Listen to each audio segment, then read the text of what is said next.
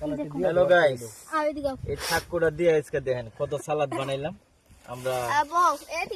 এদের পরের দিন একটা ছোটখাটো পিকনিক করছে আমাদের ভাই রিফাত, আবার নামটা ভুলে যাই, নামটা কি, আবু বক্কর। দেখছেন কত সুন্দর করে রান্না করছে মাশাআল্লাহ।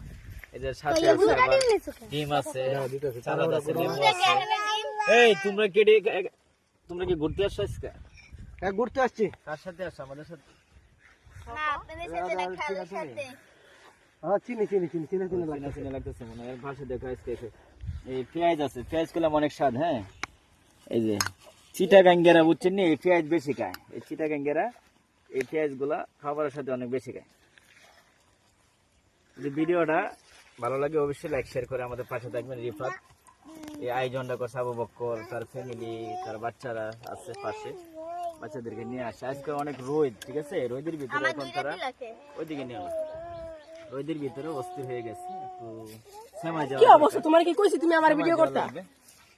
আচ্ছা, যদি ভিডিওটা ভালো লাগে এই ফোন শেষ। অসংখ্য ধন্যবাদ সবাইকে এত সুন্দর আয়োজন করার জন্য। লাইক শেয়ার করে দিবেন সবাই। ভিডিও